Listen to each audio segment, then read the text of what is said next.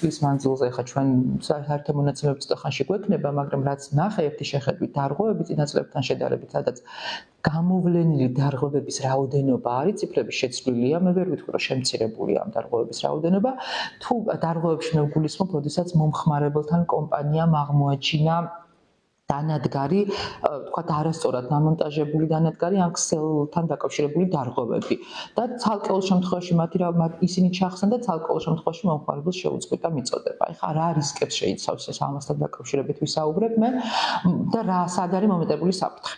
პირველ რიგში უნდა ვიცოდეთ ჩვენ, რომ მომეტებული საფრთხე ორი მიმართულებით აგვაქვს აქ. ერთი არის, როდესაც არასწორად დაყენებულმა დანადგარმა გაჟონვა შეიძლება გამოიწვიოს. ამ შემთხვევაში გაჟონვა თუ სახლში მომხმარებელი იმყოფება სუნის საშუალებით არის შესაძლებელი, თუმცა თუ დახურულ სივრცეში არის და შემდეგ უკვე მომხმარებელი ამ სივრცეში შედის და დაგროვებულია, ეს იწვევს აფეთქებას. ანუ ეს არის ერთი შემთხვევა. მეორე, როდესაც უკვე დანადგარია, ეს ის შემთხვევა, როდესაც მომხმარებელმა შეიძლება დანადგარი დატოვოს ჩართულ მდგომარეობაში შემთხვევით, ან მიწოდება და შეწყვეტა აღდგეს და ამანაც შეიძლება გამოიწვიოს, ან რაღაცა ქსელი იყოს არასწორად თქვათ მონტაჟი და იქიდან ჟონავდეს ან თქვათ იქ გადაბმის ადგილზე თქვათ და ასე ბევრი ასეთ შემთხვევა შეიძლება იყოს.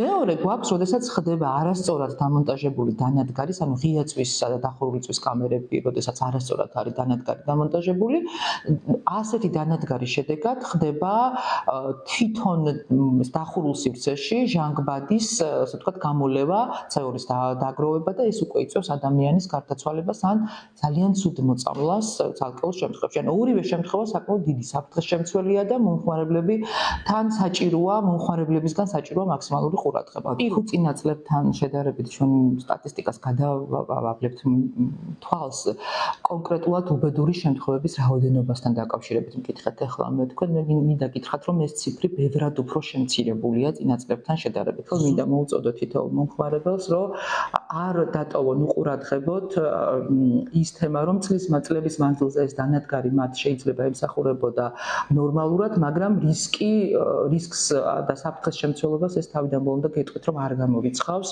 იმიტომ რომ ყველა შემთხვევაში შეიძლება ის წყობრიდანაც იყოს გამოსული, ან კონკრეტულ შემთხვევაში შეიძლება არ იმუშაოს ისე. თუ აქვთ ასეთი დანადგარი, აუცილებლად უნდა მოახდინონ მისი შეცვლა, ან კიდევ ერთხელ ვამბობ, კომპანიის ხელხაზე გადაამოწმონ მისი მუშაობის შესაძლებლობა.